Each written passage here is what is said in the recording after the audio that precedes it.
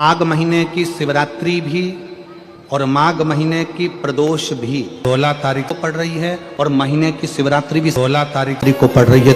दुनिया के लोग कुंभ में त्रिवेणी के घाट पर जा रहे हैं, पर मेरे भोले बाबा ने यहाँ त्रिवेणी इकट्ठी कर आज प्रदोष, शुक्रवार का प्रदोष और शुक्रवार की शिवरात्रि, प्रदोष शिवरात्रि बहुत विशेष मायना रखती है। दुनिया के लोगों को भले वो लग रही होगी कि केवल शिवरात्रि है, उसको समझ आज की चढ़ी हुई बेलपत्र,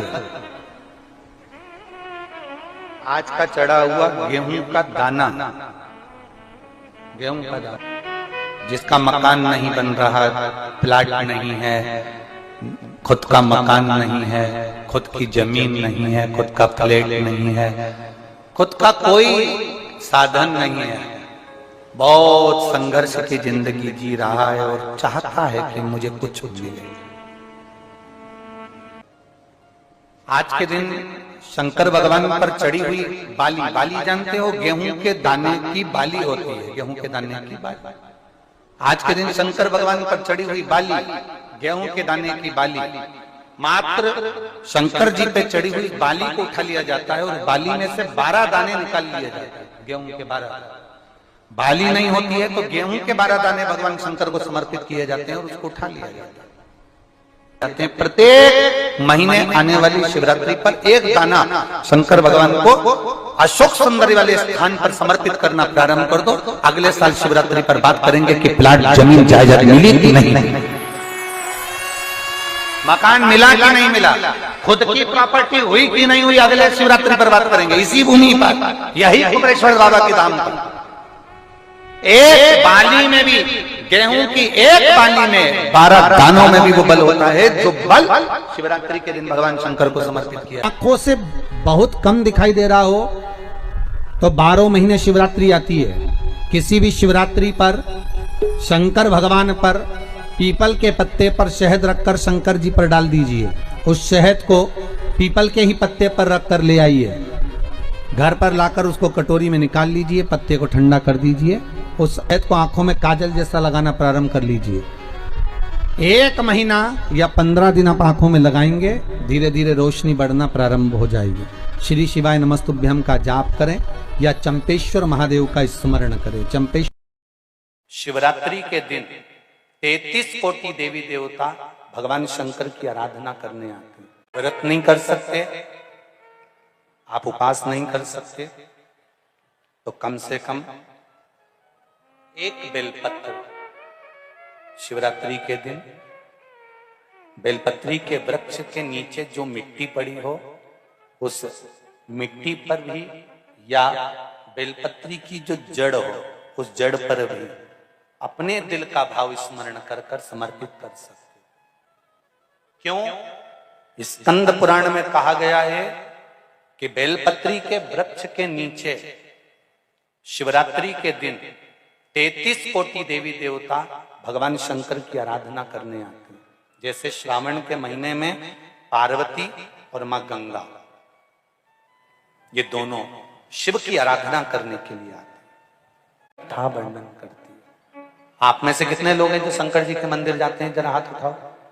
सभी जाते हो? शिव मंदिर में जाकर देखना, शंकर भगवान नीचे होंगे, पार्वती जी ऊंची होंगी। बोलो सही है कि गलत है? शिव जमीन पर बैठे हैं, फर्श पर बैठे हैं, शिवलिंग नीचे रखा है और पार्वती जी का स्थान या तो दीवार पर ऊंचा। चलो कहीं मत जाओ, उज्जैन महाकाल को देख लो, काशी में देख लो, सोमनाथ में देख लो, मल्लिकार्जुन में देख लो, त्र्यंबकेश्वर में देख लो, भीमाशंकर में देख लो, नागेश्वर में जाकर देख लीजिए, बैद्यनाथ जी में जाकर देख लीजिए, परली में जाकर देख लीजिए, केदार में जाकर देख लीजिए। शंकर भगवान का शिवलिंग नीचे मिलेगा और पार्वती ऊंची स्थान पर बैठी हुई मिलेगी। वो शंकर भगवान की कथा कहती है। भगवान ब्रह्मा जी का कथा देख लो, ब्रह्मा जी का स्वरूप देख लो। ब्रह्मा जी ने ब्रह्माणी को पास में बिठाया है, भगवान विष्णु ने लक्ष्मी जी को चरणों में बिठाया है, इंद्र ने इंद्राणी को पास में बिठाया है, सारे देवताओं ने अपनी अपनी धर्म पत्नी को पास में बिठाया, पर केवल देवाधिदेव महादेव एक ऐसे हैं जिन्होंने अपनी धर्म पत्नी को ऊंचे स्थान पर बिठाया कि नारी का आदर करोगे तो जिंदगी में तुम भी आगे बढ़ते चले। नारी का सम्मान करना सीखो।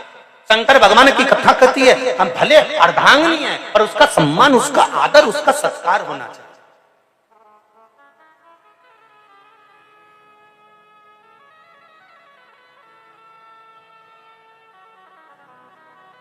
पति और पत्नी का संबंध सम्मान का है, आदर का है।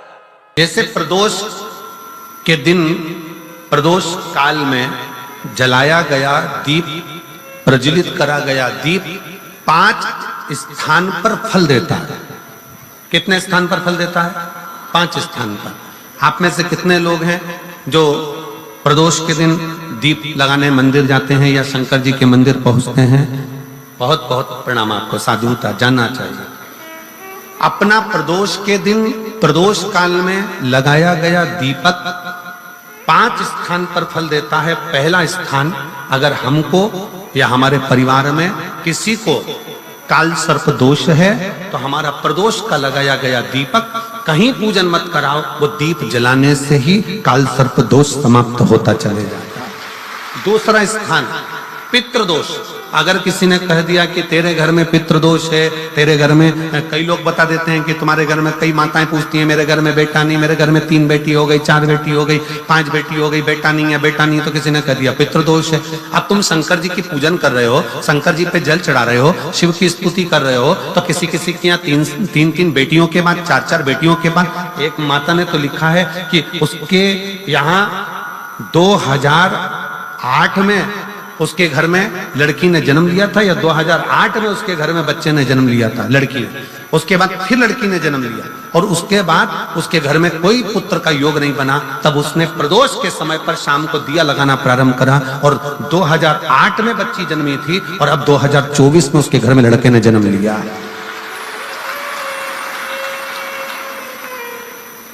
2024 में उसके घर में पुत्र ने जन्म लिया, वो बेटी होगी यहाँ पर कहीं ना कहीं, जिसके घर में बेटे।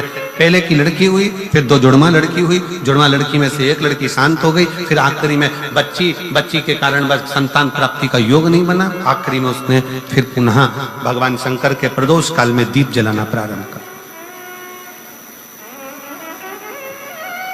कहीं बैठी हो तो हाथ हिला सकती हैं अगर कहीं बैठी हो। कितना कितना विचित्र कर्म है, जरा विचार करिएगा कि प्रदोष काल का लगाया गया दीपक, प्रदोष काल, प्रदोष के दिन, प्रदोष काल का जो दीपदान होता है वो सरल नहीं होता, वो सहज नहीं होता। 5 स्थान की पूर्ति करता है। पहला, जम के बोलो, पहला स्थान किस चीज के लिए? काल सर्पदोष के लिए। दूसरा, पितृदोष। कैसा भी तुम्हें कोई पितृदोष बता दे, कितना भी तुमसे कोई कह दे कि तेरे घर में पितृ का दोष है, तेरे घर में ये दोष है, अगर आप प्रदोष के दिन, प्रदोष काल में, अर्थात सूर्य अस्त के समय के 2:45 तक का जो समय होता है, 2 घंटे के समय का, उसके अंतर्गत अगर आप प्रदोष काल के समय में भगवान शंकर को दीप लगाने के लिए अगर पहुंचे हो तो वो आपको फल देगा ही, पितृदोष का निवारण होगा ही, चाहे तुम कुछ करो चाहे मत करो, और पितृ की शांति करा दे।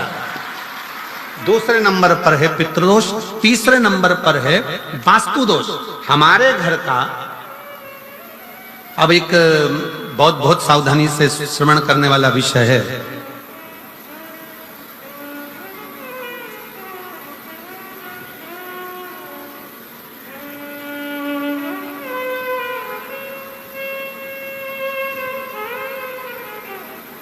यदि वंश की वृद्धि नहीं है, 30 वर्ष शादी के हो गए, 40 वर्ष शादी के हो गए और औलाद है ही नहीं, डॉक्टर ने भी हाथ नीचे कर दिया, टेस्ट भी करवाया, IVF करवाया, सब कुछ तुमने करवा लिया, तो भी औलाद नहीं है, तब आखिरी में एक काम चालू करो, प्रदोष का दिन दोनों पति पत्नी व्रत चालू कर दो प्रदोष का, और प्रदोष काल में शाम के समय जाकर एक ही दिए में 2 लंबी बाती जानते हो ना, रुई की लंबी कपास की बाती 2, और दोनों बाती एक ही दिए में रखकर पति पत्नी दोनों उसको प्रज्वलित करना प्रारंभ करें, बाबा संतान देकर ही रहेगा, औलाद आएगी ही। दीप की जो बाती में अंतर आ जाता है, एक गोल बाती में और लंबी बाती में अंतर आता है, बहुत अंतर आता है। पितरों के लिए गोल बाती का प्रयोग बहुत कम होता है महाराज, देवी जी के लिए, माता रानी के लिए, जगत जननी के लिए गोल बाती का प्रयोग बहुत कम होता है महाराज, ध्यान रखिएगा। एक पितृ के लिए, एक जगत जननी जगदम्बा दुर्गा भवानी के लिए गोल बाती का प्रयोग कम होता है, लंबी बाती का प्रयोग ज्यादा होता है। क्यों?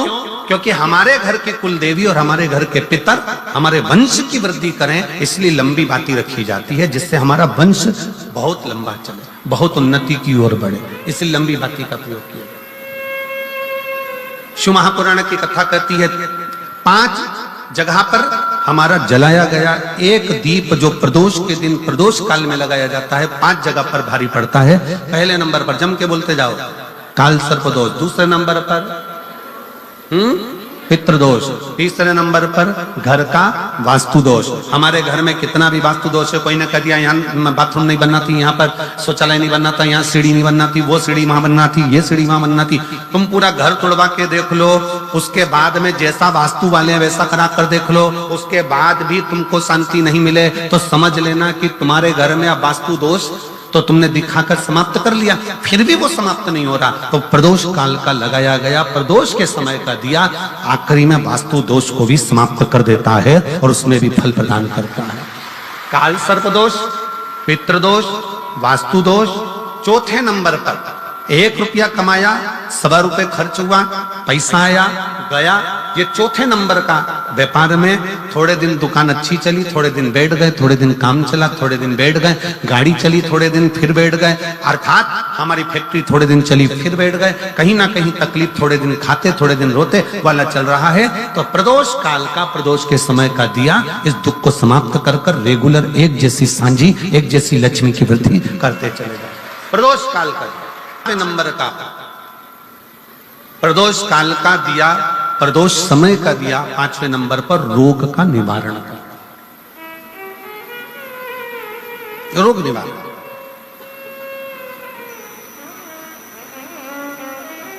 ये 5 स्थान जो बताए गए हैं प्रदोष काल के दिन, प्रदोष के दिन दीप प्रज्वलन के। और अब की बार की जो शिवरात्रि आ रही है, बाबा देवादिदेव महादेव की बड़ी कृपा है उस पर, बहुत करुणा।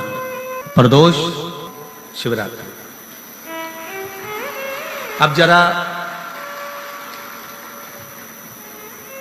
प्रदोष के पर्यांत की, प्रदोष के बाद की बिल्कुल लगी हुई पीठ से जो शिवरात्रि होती है, वो शिवरात्रि अगर उस शिवरात्रि का व्रत, साधना, तप, भजन, संसार का मनुष्य कर लेता है तो जिंदगी में उसने कोई व्रत किए ना किए हो, अगर एक व्रत शिवरात्रि का, प्रदोष की पीठ से लगी हुई शिवरात्रि का अगर कर लेता है तो उसको पूरे जीवन के व्रत का पुण्य फल प्राप्त हो।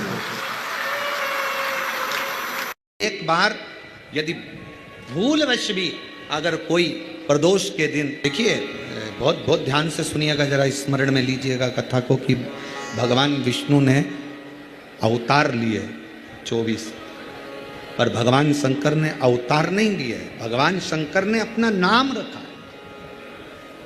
किस नाम से क्या प्राप्त हो सकता, किस नाम से क्या मिलेगा, किस नाम का उच्चारण करना चाहिए। जब किसी का एक्सीडेंट हो जाता है, कोई तकलीफ आ जाती है, तो कौन सा जाप करवाते हो? जम के बोलो, महामृत्युंजय। शिव को महामृत्युंजय कहने लगते। कोई घटना घटने लगती है परिवार में, अगर कोई सदस्य, एक व्यक्ति मर गया 6-8 महीने में, साल 2 साल में फिर दूसरा मर गया, फिर तीसरा मर गया, बार बार घटना घट रही है, तो फिर घृष्णेश्वर को याद किया जाता है। घड़े पर घड़ा और कृष्णेश्वर का नाम लेकर जब दो, वो घड़ा पे घड़ा, आप लोग इधर राजस्थान में तो ज़्यादा चलता ही है, घड़े पर घड़ा मतलब एक जो लोटा होता है पानी का कलश, उसके ऊपर दूसरा कलश रखा जाता है और वो दोनों कलश एक साथ लेकर जाते हैं शिव के मंदिर में। एक के ऊपर एक रखा, अलग अलग नहीं, एक के ऊपर एक रखा। वो जिसके घर में घटनाएं ज़्यादा घटती है, बार बार ऐसा लगता है कि एक्सीडेंट हो रहा है, ये गाड़ी तो अभी ली थी, फिर एक्सीडेंट हो गया, फिर हो गया, फिर हो गया, बार बार कोई लड़का बच्चा ऊपर से गिर गया, नीचे से गिर गया, ये हो गया, घटना यदि बार बार घट रही है तो कृष्णेश्वर महादेव का स्मरण कराएं। एक घड़े पर दूसरा घड़ा, कृष्णेश्वर महादेव का नाम लेकर घर से निकला जाता है और पूरे घर में भ्रमण कर कर उस जल को घड़े पर घड़ा रखकर भगवान शंकर को पहले आगे के घड़े का जल चढ़ाया जाता है, फिर नीचे के घड़े का जल चढ़ाया जाता है। एक बार यदि भूलवश भी अगर कोई प्रदोष के दिन या सोमवार की अष्टमी के दिन कृष्णेश्वर महादेव का नाम लेकर यदि जल चढ़ाता है तो निश्चित है उसके घर में फिर घटना घटना बंद हो जाती है। कृष्णेश्वर महादेव उसको संभाल ले। अघोरेश्वर महादेव का नाम लेकर प्रदोष की प्रदोष, डॉक्टर ने कहा कि कमर का गुरिया चले गया है और वो गुरिया खसक गया है, या घुटने का ग्रीस खत्म हो गया है, या घुटने में गैप आ गया है, या कमर में गैप आ गया है और व्यक्ति को लगे कि मैं बैठ नहीं पा रही हूँ, जमीन पर नहीं बैठ सकती, डॉक्टर कह रहा है कि कुर्सी पर बैठना पड़ेगा, नीचे नहीं काम कर सकती, नीचे नहीं बैठ सकती, गुरिया चले गया है, डॉक्टर का इलाज करवाओ, डॉक्टर को दिखाओ, जांचें कराओ, जो बोले वो करो। साथ में एक काम और करो, अशोक सुंदरी वाली जगह पर, सेनाई शांति रखिए, अशोक सुंदरी वाली जगह पर रुद्राक्ष को रखें। अगर 5 मुखी रुद्राक्ष सिहोर का यदि आपके पास में है तो वो रुद्राक्ष को अशोक सुंदरी वाली जगह, अशोक सुंदरी का स्थान आप लोगों को पहले भी बताया, ये शिवलिंग, ये जलाधारी, ये जल बह रहा है, बीच में जो स्थान है वो अशोक सुंदरी का स्थान है, सुंदरी का स्थान है, अशोक सुंदरी।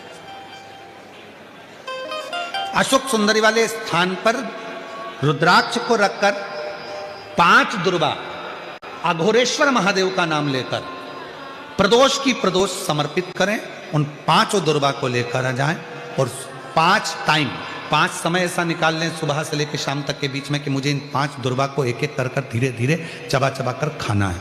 उसको खाना प्रारंभ कर लें, रुद्राक्ष अपने जो बांधते हो गले में रखें या अपने पास में रखें और उस 5 दुर्बा को 5 प्रदोष कर लीजिए और उसके बाद आपकी कमर में जो गैप है या दर्द है या नीचे नहीं बैठ सकते हो, धीरे धीरे धीरे धीरे उसमें आराम लगना प्रारंभ हो जाएगा। वो गुड़िया जो है अपनी जगह पर बैठे। अघोरेश्वर महादेव का नाम लेकर, अघोरेश्वर। एक निवेदन सभी श्रोता बहन भाइयों से, कथा आस्था चैनल पर जो सुन रहे हैं, फेसबुक यूट्यूब पर जो सुन रहे हैं और पंडाल में बैठकर जो सुन रहे हैं, जिस दिन दिल से हारो ना, थोड़ी तकलीफों में अगर घिर जाओ, तकलीफें आ जाएं, कष्ट आ जाए, तकलीफें जिस दिन तुम्हारे भीतर बहुत ज्यादा मात्रा में आ जाए, उस दिन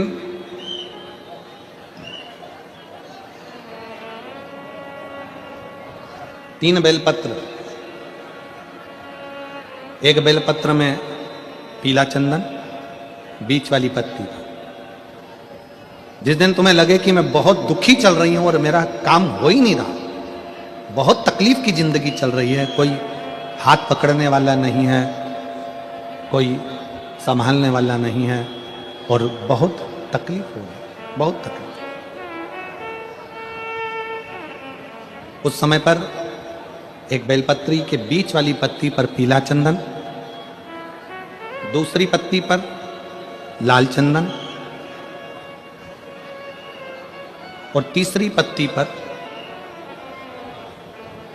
11 चावल गीले, पानी में उसको थोड़ा सा भिगो लें या धो लें, 11 चावल गीले शिव जी की उस पत्ती पर रखें।